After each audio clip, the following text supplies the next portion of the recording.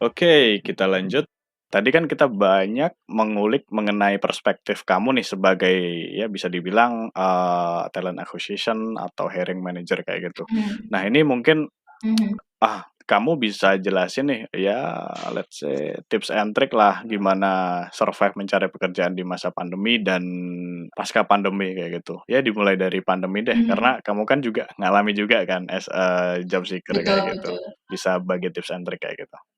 Sebenarnya, kalau emang di pandemi ini idle, maksudnya kayak emang nggak ngerjain Mhm. apa-apa, maksudnya belum dapat full time job sama sekali, sebenarnya ningkatin skill itu benar-benar bisa nambah cerita menarik saat di interview. Yap. Itu berarti bisa dilihat sama interviewernya itu kayak, oh berarti orang ini nggak berhenti gitu, walaupun walaupun katakanlah dunia ini berhenti gitu. Jadi dia tetap berusaha untuk apa nih yang bisa aku lakuin biar otakku tetap bekerja kayak Yap gitu. yap. Nah itu bisa banget jadi nilai plus gitu selama pandemi ini untuk nyari nyari kerjaan. Berarti uh, nilai resilience Mhm. dari si kandidat ini plus daripada yang lain gitu. Oke. Terus juga resilience itu nilai juang gitu lah intinya. Iya iya iya. Itu. Terus juga karena di pandemi ini kadang kayak rada nggak jelas di beberapa company kayak kadang mereka butuh terus tiba-tiba nggak butuh mungkin karena ada efek dari ekonomi dari perusahaan itu sendiri dan Mhm. lain-lain. Jadi misal nih kalian apply, ya udah berusaha untuk lupain. Jadi kayak jangan terlalu berharap untuk di satu posisi, maksudnya untuk satu posisi atau satu company aja. Jadi kayak benar-benar coba search lebih banyak gitu, lebih banyak. Terus juga ngeliat-ngeliat apa ya bahasanya? Ngeliat-ngeliat kesempatan yang ada, pastinya sering buka LinkedIn sih Mhm itu, mhm. sering buka LinkedIn, tapi juga at the same time take times untuk istirahat dari ngebuka LinkedIn. Karena kadang di LinkedIn sendiri kan orang-orang menunjukkan apa ya, menunjukkan Ya misal achievement apa gitu ya. accomplishments-nya, Iya. achievement-nya kayak gitu.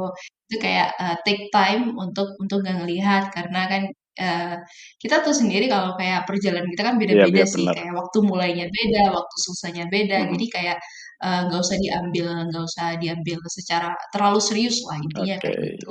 Jadi pastinya di pandemi ini tetap berusaha, tetap nambahin skill-skill apapun itu, like literally apapun Mhm. itu, karena mungkin itu sebenarnya bukan berarti kayak, oh berarti anak ini itu di apa, maksudnya kayak bisa digunain nih skill yang bisa yang barusan dia tambahin. Mhm. Sebenarnya itu lebih ke kayak ngeliat, oh berarti anak ini mau belajar, dia suka Mhm. belajar gitu intinya. Dia dia dia juangnya tinggi gitu.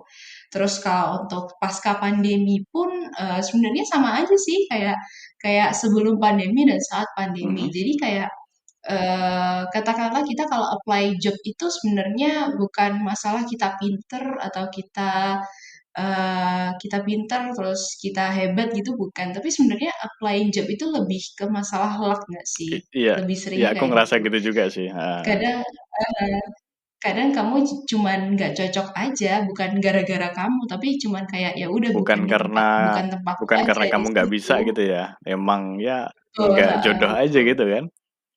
Mhm. Heeh heeh. Jadi sebenarnya ya nyari nyari kerja itu ya hampir sama lah Nyari kayak nyari jodoh, jodoh. sih.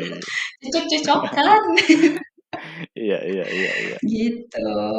Jadi ya itulah jangan jangan terlalu jangan terlalu ditekan diri sendiri apalagi di masa pandemi ini yang kayak uncertainty itu tinggi Yap. banget presentasenya. Jadi kayak yang penting setiap hari itu tetap jalan lah Mhm gitu. mhm. Jangan diem tapi jalan gitu intinya. Nggak harus lari. Itu. Iya iya iya. Kalau kamu bisa jalan, kamu bisa jogging, jogging lah. Kalau bisa jalan, jalan kayak gitu ya. Mhm, I mhm, see I mhm, see. Ya berarti sepenting itulah ya, gitu. maksudnya, tadi kan kamu bilang, selama kamu lagi nyari-nyari kerjaan, kamu ngapain, maksudnya si Mhm. interviewer itu, bakal nanyain itu ya? Mhm, betul, nanyain, kan kita pasti ngelihat kayak, berapa tahun kerja di sini berapa tahun kerja di sini. Kadang kayak ada gap katakanlah ada beberapa kandidat yang gap 2 Mhm, tahun nggak mau mhm, ngapain. Nah, kita ini bakal pasti nanya kali, kayak, "Kalian 2 tahun di sini ngapain? Kok sepertinya nggak bekerja full yap, time?" Nah, mungkin aja waktu itu dia lagi, berusaha untuk bikin company-nya sendiri atau mungkin emang freelance dan iya, nggak ditunjukin di iya. situ. Nah, itu kayak bisa dijadiin nilai plus Oke, gitu. oke. Berlaku juga sama teman-teman yang fresh graduate juga ya? Betul Oke, betul I banget see, betul I banget. see. Jadi kayak ya udah Iya, iya, iya, iya. Nah, gitu. tetep, dari sisi job seeker nih, tadi kan, Mhm kita sudah bahas CV ya.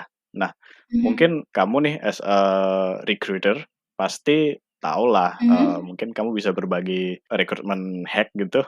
Kira-kira key value Mmm. atau poin apa yang ya agar CV kita tuh dilirik oleh orang-orang macam kamu nih, lah, orang-orang rekrutmen kayak gitu? Mungkin bisa share ke Mhm. listener. Pertama-tama intinya adalah CV kalian jangan bertele-tele. Karena, sebenarnya, kita bukan kemampuan sih, kayak kita itu nge-scan CV itu benar-benar dalam waktu cepat. Mhm, Karena yang kita lihat adalah, kamu punya skill yang kita butuhin nggak? Katakanlah saat itu kita nyari orang bisa goleng, yap, dan kita ngeliat CV, kalian bisa goleng nggak? Kalian nyebutin skill itu di apa, skill goleng tersebut nggak di CV mhm, kalian? Semisal kalau nggak nyebutin, ya udah kita langsung skip, like literally langsung skip. Dan juga kalau bertele-tele kan kita jadinya kayak ngabisin waktu kita untuk nyari keyword goleng itu sendiri yap, sih. Dan itu kayak, yang jadinya bikin antara kita males mau lanjutin atau enggak mhm, gitu. mhm. Katakanlah ada yang CV sampai lebih dari 10 halaman dan kita nemuin goleng itu di halaman Padahal ke-10 yang gitu. dicari cuman satu poin aja gitu kan? Betul, dan itu akhirnya kita kayak punya gambaran tuh kayak, orang ini kayaknya kalau ngobrol juga bakal bertele-tele deh. Bagi kan katakanlah engineer punya punya kecenderungan untuk ngomong itu kayak atau menyampaikan sesuatu itu secara intinya aja, tapi juga compact gitu. Yap, Udah semua info itu udah kedapet itu. Karena kan pergerakannya kalian kan juga cepet sih dalam develop suatu betul. hal itu. Terus juga yang kedua, selain cuman nyebutin goleng di skill kalian, tapi juga kayak pastiin kalian pernah make itu secara profesional. Jadi kalau kalian cuman tahu atau kayak familiar, Mhm, atau mungkin cuman kayak untuk personal project, yap, lebih baik untuk nggak disebutin karena, eee, kita nggak nyari orang yang cuman tahu, tapi juga ngerti cara makainya, mmm, kayak gitu. Itu sih. Terus juga, apalagi ya, pastinya info-info kayak, mhm, email dan lain-lain itu pasti penting banget, jangan pernah di-skip karena itu salah satu, cara kita untuk menghubungin kalian, itu yang jangan di-skip. Terus juga, katakanlah kalau udah punya job experience mhm, nih, kayak pertamanya jadinya network engineer. Nah, itu juga dijelasin responsibility kalian apa, terus kalau bisa, nilai plus banget tech-stack yang dipakai apa aja. Katakanlah network engineer pakainya apa biasanya kamu bisa, sis? let's say Cisco atau Microtik gitu. Betul. Ditulis aja Cisco, Microtik, oh berarti, pernah pakai ini selama kerja di sini. Katakanlah kerja di sini 2 tahun, oh berarti udah pernah pakai ini selama 2 tahun secara profesional. Terus juga, dijelasin responsibility-nya apa aja, nggak usah terlalu panjang, kayak jelasin aja, kayak gini kayak gini kayak gini. Terus juga, ditulis misal kalau pernah nge-lead sebuah tim, Mhm, ditulis aja, pernah nge-lead sebuah tim, isi berapa orang gitu. Walaupun at the end of the mhm, time kita waktu interview, kita bakal tetap nanya responsibility kalian apa. Nah, itu soalnya kita mau mhm, nge-confirm dengan apa yang kalian tulis dan mungkin yang kalian ceritakan dan yang kalian tulis itu lebih banyak yang diceritakan. Jadi kayak kita bisa gali lebih dalam dan katakanlah matchmaking mhm. lah dengan apa? Dengan yang ditulis dan yang diceritakan kayak gitu. Oke, Itu yang yap, penting yap, yap, yap. sih. Berarti Tuh. pastiin apa Hmm? apa yang kamu punyai dan ya, let's say skill kamu nih relate sama, Mhm. requirement job-nya kayak gitu ya? Betul betul betul betul. Oh iya, satu lagi nih, kayaknya kebiasaan orang Indonesia dan juga kayaknya, dulu aku juga Apa tuh? pernah ngelakuin ini. Jadi semisal kalau kalian tahu, punya suatu hard skill Mhm, gitu, jangan tulis 75%, 50% dan lain-lain, nggak usah. Semisal kalian cuma tahu heeh. dikit, nggak usah ditulis aja. Kalau kalian beneran tahu kayak professionally use it, tulis aja. Tapi kalau enggak, jangan ditulis gitu. Iya, soalnya biasanya kayak gitu itu kan penilaian secara subjektif ya, penilaian secara diri Mhm, sendiri. Sedangkan kita kan menilai orang nih bisa atau enggak kan secara yap, objektif, secara kita nyari, kita ngasih tes dan lain-lain, bisa nggak, beneran bisa nggak. Jadi semisal bisa tulis aja katakanlah bahasa pemrogramannya mhm. atau softwarenya tulis aja, nggak usah kasih bintang 5 bintang 4 kayak Persen. 75% ya gitu nggak usah I see I gitu. see. Berarti dijabarin aja ya, misal skills, pertama, database, tinggal dicantumin aja, misal Hmm, MySQL atau Oracle gitu ya? betul betul betul betul betul I banget see I kayak see. gitu. Jadi intinya, di sini pastiin, apa yang kamu miliki match dengan yang di CV ya, karena, Betul. ketika interview time gitu, Mhm, si talent acquisition cuman cross check aja ya, cross check terus si kandidat tinggal mmm. elaborate gitu kan? Betul I betul see betul. I see. Itu bakal ngebantu job kita banget dan juga lebih apa ya, meminimalisir waktu kalian untuk di-interview. Jadi lebih cepat kan lebih enak sih di kalian Karena sendiri. karena kerjaan kamu juga banyak ya, interview orang banyak. Betul, bisa, betul betul, itu betul. Ini kamu nih termasuk orang yang biasa aku lihat notif di LinkedIn nih, someone with the Mmm, title mmm, recruiter, viewing your profile gitu. mhm, Berarti orang-orang mhm kayak kamu di mhm. stalking profilku. Betul, kita kita udah itu certified, stalking di LinkedIn itu kita udah certified. Tapi yang bikin rese itu kan di HR biasanya kan dia, ya upgrade di premium gitu kan, dan di mana di premium itu kamu bisa Mmm, hiding kan ketika kamu stalking, kamu bisa hiding, nama kamu dan profil kamu kayak gitu. Itu yang bikin rese sih, lah. mmm. Jadi kayak ada, wah ada stranger yang Bener bener. stalking aku nih kayak gitu. Mmm, mhm mhm mhm. Oke oke Ya oke oke, gitulah. interesting. Oke, Mhm. balik lagi ke, sudut pandang kamu nih, lah. Experience unik apa aja Mmm. yang kamu alamin saat hiring atau interview? Tadi sudah kamu sebutin kan beberapa di awal tadi. Unik macam-macam sih karena kita kita kan ketemu banyak orang, banyak background, bahkan macam-macam usia. Ada yang kayak barusan lulus kuliah, ada yang udah hampir 50, ada yang 40 gitu. Jadi kayak benar-benar macam-macam orang yang kita ketemuin. Menurutku yang paling unik yang pertama itu, kebetulan saat ini aku kebagian untuk fokus nyari di, product manager atau project Mhm, manager dan dulu pernah, waktu itu kita lagi sourcing di ATS, ini ada nih orang, dia apply, dia sebelumnya product owner yap, gitu, di salah satu katakanlah, company X gitu ya? kayak company X gitulah, pokoknya fokusnya di perumahan gitulah Oke, intinya, itu. Terus, ya udah nih, karena dia product owner mungkin ada kayak, capability untuk project management atau product management gitu. Jadinya kita interview. mhm, Nah, waktu interview, pasti kan karena, di Exobyte, emang saklek harus bisa bahasa Inggris, pastinya kita memulai interview itu dengan bahasa yap. Inggris. Nah, terus, ini kandidat ini kayak langsung nge-cut gitu kayak, "Mbak, kita pakai bahasa Indonesia aja ya," dan kebetulan itu udah bapak-bapak gitu, kayaknya hampir 50 tahun gitu, karena kayak, "Ya udah, oh oke Pak," kayak gitu. Terus juga, aku tanya-tanya, tapi akhirnya selama 1 jam aku interview Mhm. itu, si bapak-bapak ini ngajarin aku tentang agile. Jadi selama 1 jam itu aku hampir sama sekali nggak ngomong. Jadi bapak itu yang ngomong dan ngajarin aku tentang agile, bener-bener kayak kuliah kuliah 3 SKS tentang agile, gitu. Jadi kayak aku, "Oke, aku kuliah." Itu sih yang unik. Terus juga, salah satu temenku, dia lagi, fokus di SRE, Site Yap, Reliability Engineer untuk nyari, ya nyari apa, nyari posisi itu mhm, gitu. Dan kebetulan dia lagi nginterview anak. Nah, dia ini dari salah satu daerah dengan logat yang sangat-sangat kental mhm, gitu. Jadi dia bahasa Inggrisnya emang emang kurang mhm, bagus dan dia logatnya sangat kental gitu. Jadi kayak at the same time si temanku ini dan salah satu engineer yang interview itu juga kayak ngerasa aduh dia ini kandidat tapi dia lucu gitu. Terus juga dia anaknya kayak santai banget sih Mhm, kandidat ini. Katakanlah kayak ditanya A mhm. gitu. eh dia bakal jawabannya antara campur bahasa Inggris dan bahasa Indonesia. Nah, terus di bahasa Indonesianya itu dia ngasih ekspresi kayak ya gitu deh pokoknya. Gitu. Dan itu kayak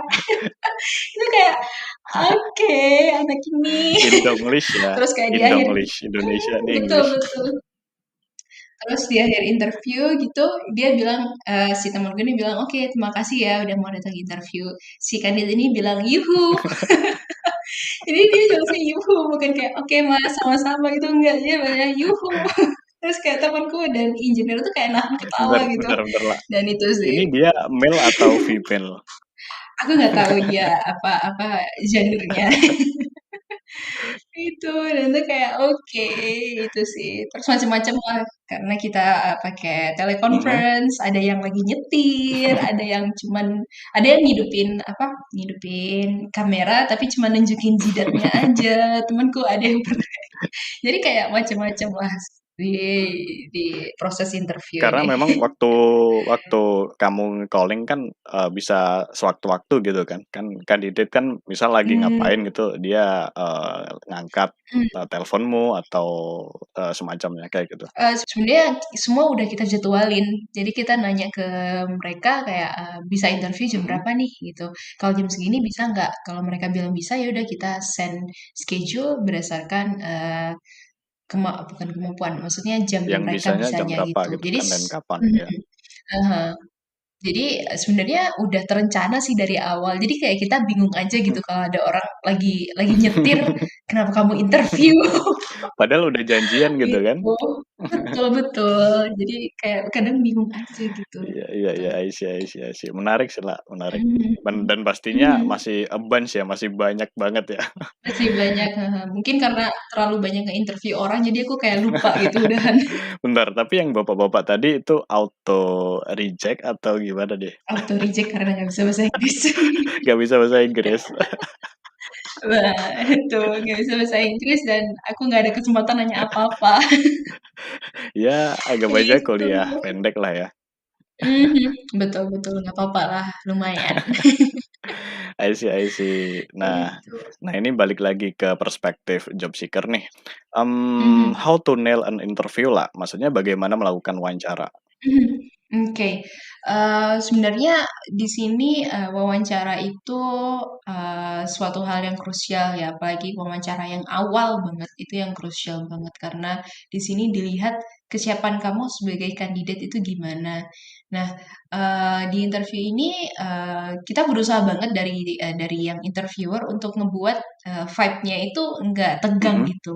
Jadi kalau kita udah berusaha untuk kayak gitu, paling nggak dari kalian sendiri kalau untuk ditanya katakanlah, "Eh, jelasin dong, pekerjaan ini kalian ngapain aja?" mhm Kita berharap banget kalian bisa jelasinnya dengan santai, dengan tenang, santai, dan nggak usah buru-buru. Karena kalau, kalian buru-buru pun kita kayak untuk catch up info kalian itu juga kayak bingung gitu loh. Jadinya ada miss dan juga ada hal yang kita perlu, Tanyain lebih lanjut gitu ya? Iya. konfirmasi lagi, kita konfirmasi dan akhirnya wasting time untuk pertanyaan selanjutnya yang mungkin lebih bisa menunjukkan diri kalian yang dengan lebih baik Yap. gitu, itu. Terus juga, seperti biasa, basic banget ini adalah aturan basic banget, do your Mhm. research about the company.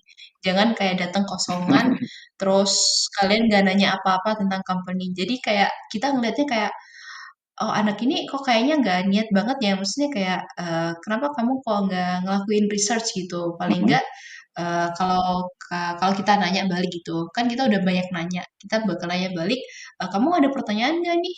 Apa aja kita kita bakal jawab," mhm. gitu. Dan kalau kalian bilang kayak, nggak ada," terus kayak, "Anak ini kenapa anak ini niat nggak sih?" Kayak, kok nggak ada yang ingin ditanyain, kok dia kayaknya Nggak tertarik gitu nggak ya? apa ya, nggak Mhm. tertarik juga nggak terlalu, paying attention gitu loh dengan apa yang mau ditawarkan ke dia, itu. Dan kalau emang udah sampai nyiapin pertanyaan kayak kita bener-bener, appreciate itu gitu loh. Yap. Selain berarti kalian udah ngelakuin research, Mhm kita nggak harus nyeritain dari awal apa nih company ini ngapain sampai akhir itu kita Mhm. nggak perlu, karena kayak kadang kayak gitu itu kayak satu wasting time, lagi-lagi kita nggak bisa ngedikin lebih banyak tentang Mhm. kalian itu, terus juga ya simply jadinya nunjukin kalau kalian nggak terlalu interested dengan apa yang kita tawarkan kayak Mhm. Mhm. Mhm. gitu. Itu terus apa lagi ya?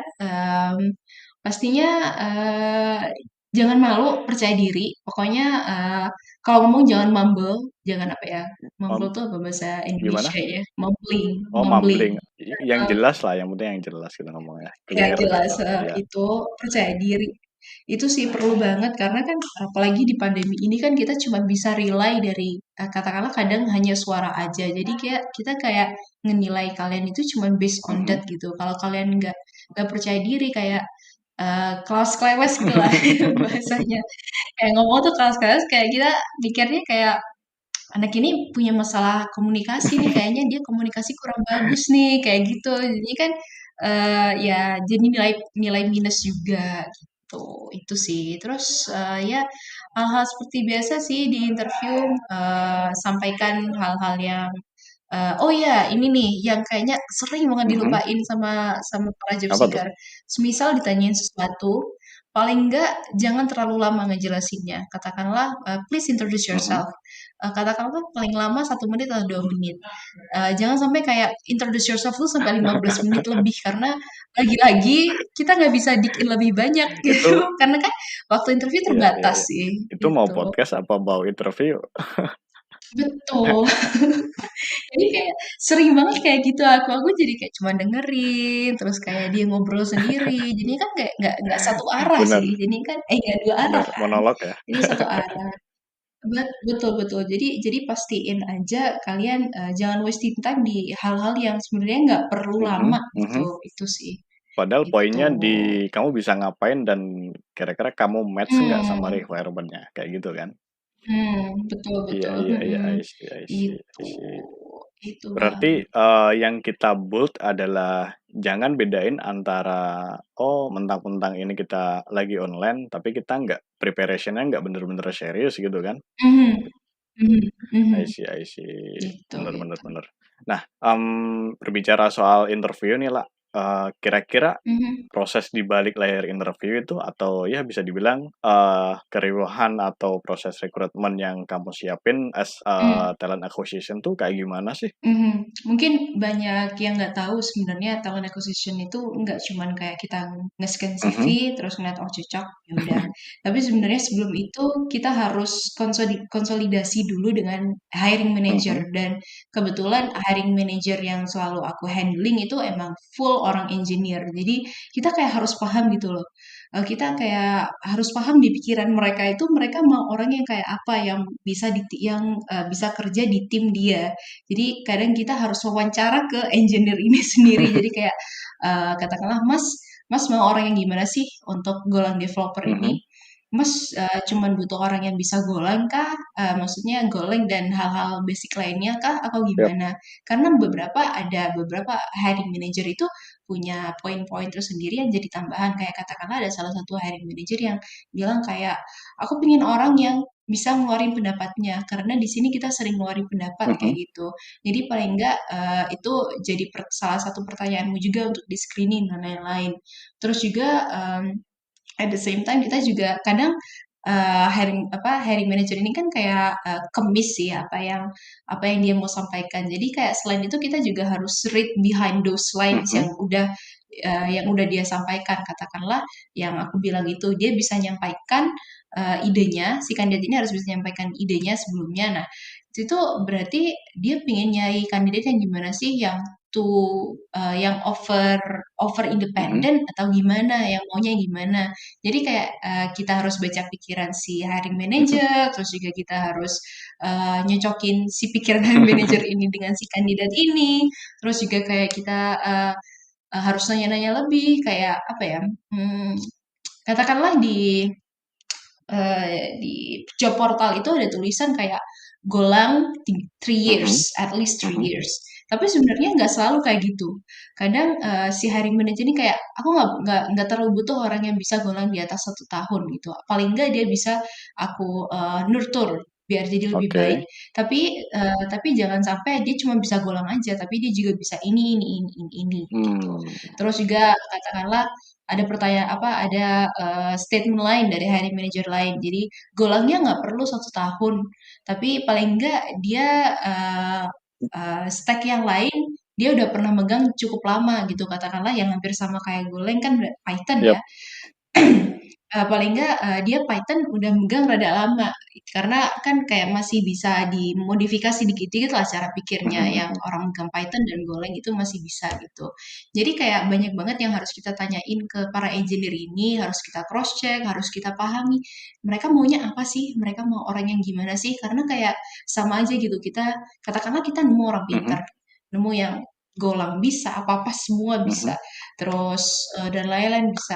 Tapi nanti at the same time yang nentuin mau diambil atau enggak bukan kita, yang nentuin bakal si para engineer Yap. ini, para orang yang bakal kerja bareng kamu ini yang Mhm. nentuin. Oh aku cocok nih sama anak ini, soalnya dia kayak gini, kayak gini, dia bisa gini. Oh aku nggak cocok nih. Nah yang nentuin itu bakal mereka. Jadi kayak kadang bakal bakal aku bahas nih selain skill, selain hard skill kita juga butuh apa kayak Mhm. ya yang aku bilang kayak tadi selain hard skill, kalian juga bisa nunjukin kalau selama bekerja kalian udah kontribusi apa aja. Selain mengerjakan teks dari Jira ataupun dari Trello, Mhm. kalian juga pernah katakanlah ngasih saran untuk suatu produk. Kita bisa pakai ini nih, kita bisa pakai sistem kayak gini Yap. nih, atau kita bisa nambahin requirement ini nih di produk karena bisa apa ya katakanlah nambahin nilai bisnis dari produk Mhm. ini Mhm. kayak gitu. Dan itu kayak benar-benar hal yang dijadiin notes gitu sama para hiring manager karena mereka lagi-lagi kalau di company aku Mhm. nggak cuma ngelihat masalah hard skill aja Yap. karena hard skill bisa dicari, hard skill bisa diajarin, hard skill bisa ditumbuhin. Tapi kalau kayak inisiatif, terus suka ngasih ide dan lain-lain, itu kayak jarang banget orang-orang yang berani kayak gitu. Karena kan kadang kayak mereka mikirnya, oh aku kerja, aku kayaknya aku harus diem aja gitu.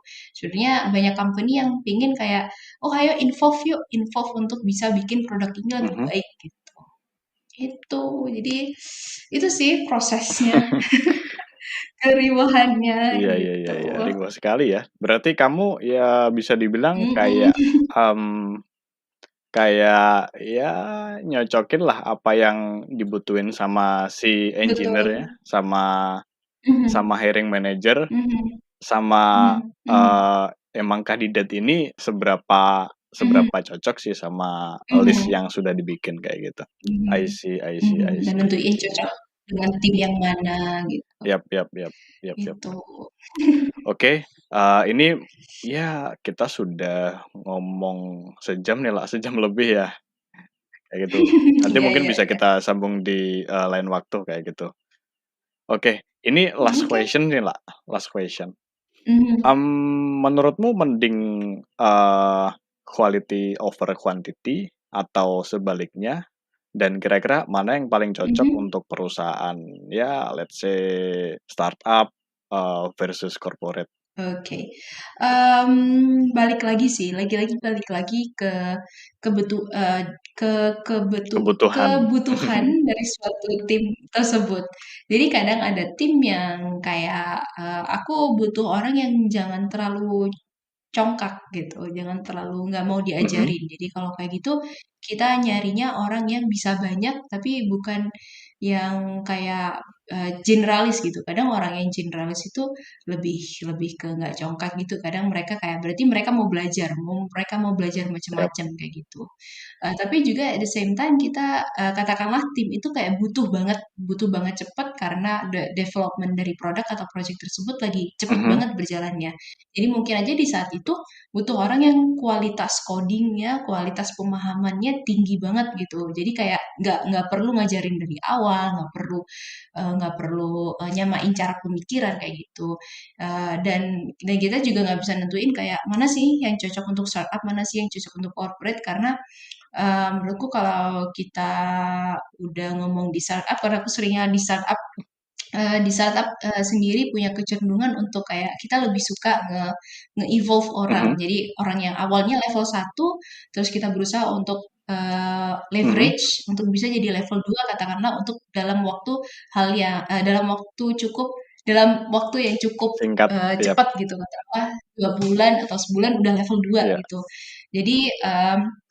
Jadi sebenarnya kalau kayak gitu lagi-lagi balik lagi ke tim butuhnya gimana dan culture dari perusahaan itu gimana gitu. Karena kalau di startup yang aku seperti bilang mereka lebih suka ngedidik lah, Mhm, ngedidik dari bawah sampai atas sampai benar-benar pinter.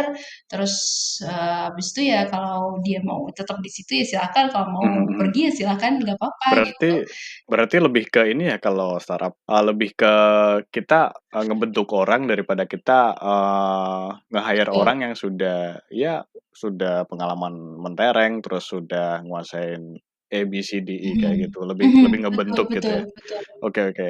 Lebih Yap, ngebentuk yap, itu yap. sih, lebih How bagus ke about situ. corporate? Kalau corporate sih, kalau aku sih sama ini lihatnya mereka lebih ke ngelihat ke availability orang tersebut ya. Maksudnya kayak availability dalam hal mungkin dalam hal Mhm, skill, terus juga dalam hal kemampuan bekerja itu sih.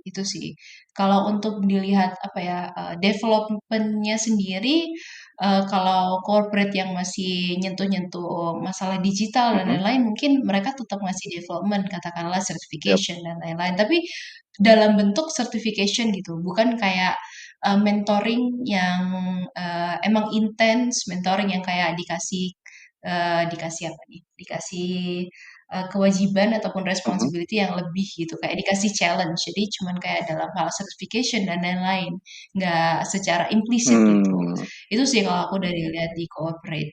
Jadi mungkin mereka lebih ngelihat ke quality kali ya iya, iya, kalau iya, iya, iya. corporate. Nggak spend banyak waktu gitu akhirnya ke ke employee ini I see, I see. gitu. Berarti, kalau Mhm, misalkan mhm. bagi teman-teman yang ya bisa dibilang, career switcher atau fresh graduate itu lebih enakan masuk startup ya? Atau gimana nih? Ini dari perspektif kamu? Kalau aku sih terserah kamu anaknya gimana.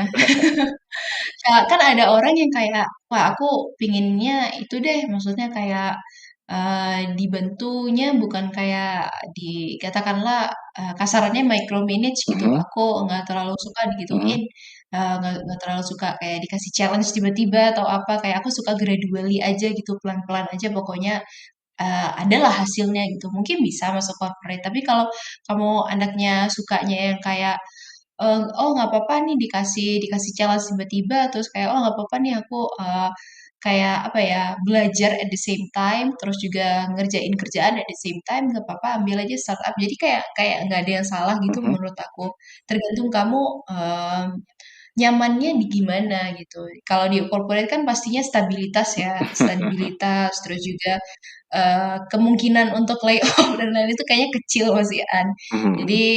Jadi kayak, bisa banget di corporate gitu. Kalau di startup sering ya itu, naik turun pastinya, startup itu naik turun karena, eee, selain mereka ngebangun sesuatu, mereka juga, berusaha untuk Yap, bertahan, itu sih. Kalau corporate kan udah stabil sih katakannya, oke, I see, I gitu. see. Berarti disesuaikan sama Mhm, ya, eee, kebutuhan aja. iya kebutuhan kayak gitu ya. Dengan Mhm, mhm. personality kira-kira culture-nya Iya. cocok nggak nih sama kamu?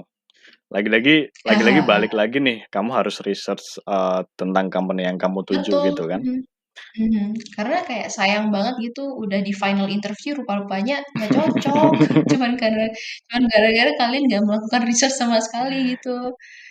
Ya Iya, ampun I gitu. see, I see. Ya, sudah Mhm, banyak yang kita omongin lah, mhm. mulai dari apa itu talent acquisition, mulai dari ya, Betul betul. bagi teman-teman gimana cara hacking di interview session, terus mulai dari kamu nih dari perspektif, HR itu kayak gimana nyiapin keriuhan mulai dari Mhm, stalking ya.